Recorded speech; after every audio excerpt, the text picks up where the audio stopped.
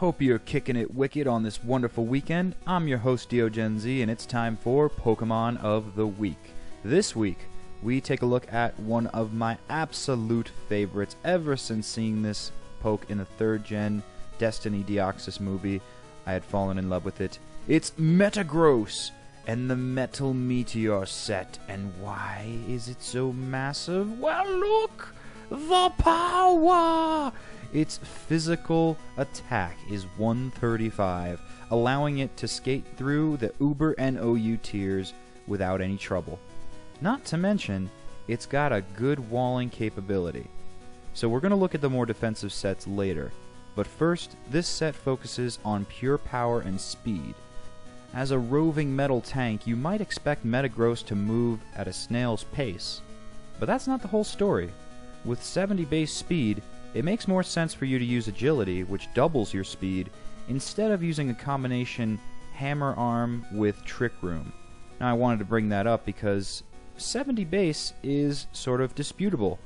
If you have a slower poke that you wanted to have a nature that would diminish its speed, and you had the idea that using Hammer Arm is like an offensive Agility except backwards, instead of boosting your speed, it will damage your foe and diminish your speed, but in a Trick Room set, that's just the sort of thing you want. Since this thing resists so many types, you'll have a lot of opportunities to switch out on foes and not take any damage, or very minimal, especially when considering its high special and physical defense stats. It's why I say Agility is definitely the move to go for here. Hammer Arm is interesting, but you miss the ability to switch in on ghost types and use it to diminish your speed, because guess what? They resist those moves completely. So Agility is good and will have your foe panicking as you speed boost this massive crushing force. And by the time they get out whatever they're going to switch into, Meteor Mash, Zen Headbutt, or Earthquake will most likely take care of them. Now, something you may want to hold on to and switch out to make sure that your foe can't completely wall you is Ice Punch. With the current moves here, you would be able to get off a powerful Zen Headbutt, even a Meteor Mash against a flying type. But if you want to be super effective, or have the capacity to take down dragons, Ice Punch is good to include. And considering how Metagross resists the dragon type, you may want to consider including it. So before we carry on to the next set, I just want to point out the effects of Clear Body, its ability. This will prevent it from having any of its stats lowered, which really solidifies Metagross as a massive sweeper, because once it's set up, it cannot be diminished.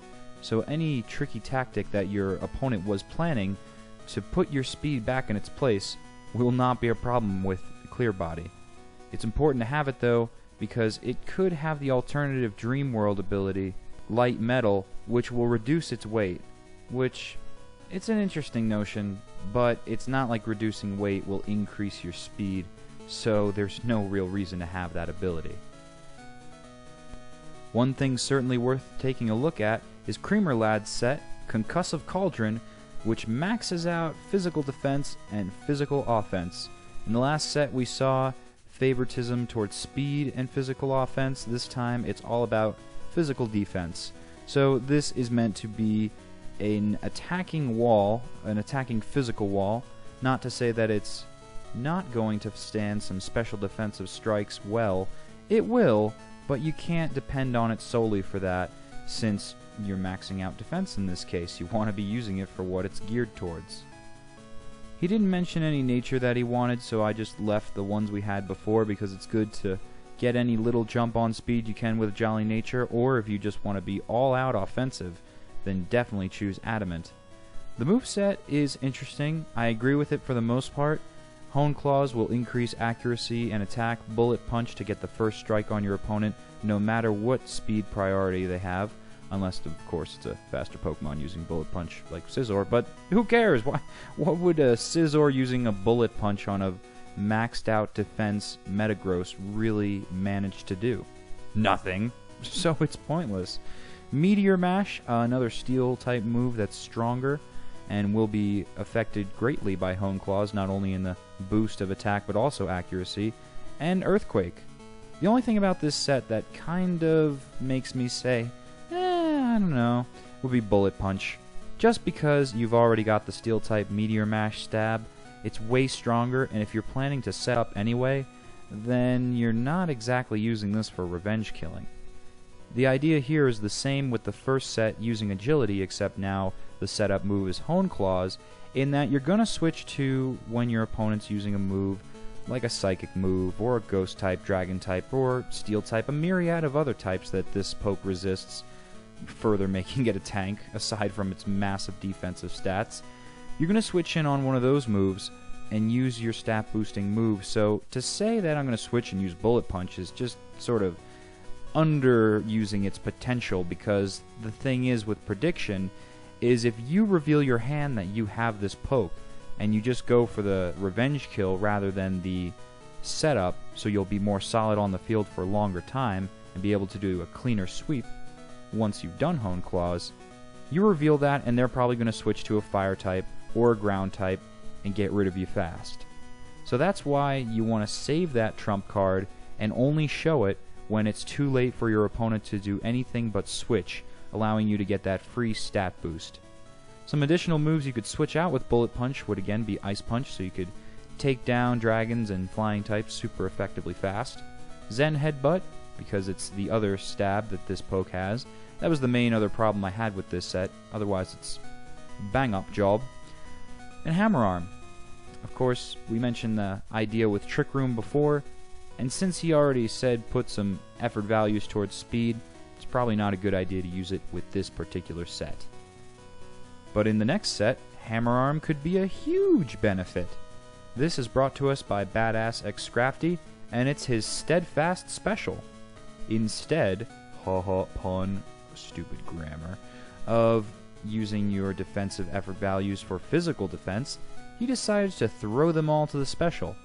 Now, what I'm obviously going to point out here is if you want a more balanced wall, something that can take on both physical and special threats, maybe split the 252 in half, or put less effort values, put the majority of them towards special defense, and the little remaining left over towards physical, because your physical defense, and I see where Badass is going here, is already at a base of 130. It's booming. It's bombastic. It is hard to break down. So why waste effort values towards that when you could just patch up the 90 and make it more excellent than before? So this goes on the same wall premise, except just relocating the effort values towards special. The moves here, he suggested some interesting additional moves. Stone Edge, that's also another good move to take down flying and also ice types. Iron Head, it's an interesting alternative to Meteor Mash. It's if you don't want to deal with lower accuracy. And on this set, since he's got Hammer Arm, he's already predicting that Bullet Punch will be good for revenge killing. He's not making any investments towards speed, so if you were ever going to use the Trick Room tactic, this would definitely be the gross to go with. Because of your lowering with Hammer Arm, and the Bullet Punch to back you up if you need that priority smackdown, it's really the set to go with that strategy. And of course the standard Zen Headbutt and Earthquake for just super strong physical force. I've been DioGenZ, and I hope you've enjoyed this week's edition of Pokemon of the Week. I will recommend you subscribe to Planet Poke if you want to be tuned in to all that is going on here, and trust me you do. And if you're looking for more help on how to effort value train in your own game, check out my effort value expertise guide over on my channel, youtube.com/DioGenZ. I will see you next week. Oh, but important thing to note, I will not actually be here. I will not be at my Colorado home, going back east for vacation before I got to go back to school. So I will not be able to take any sort of viewer recommended sets. I will not be near my YouTube inbox, but I will provide you with content because I love you people. Just another reason to subscribe to Planet Poke. So I will see you in the future. Really, the future, like way, way in the future. Bye!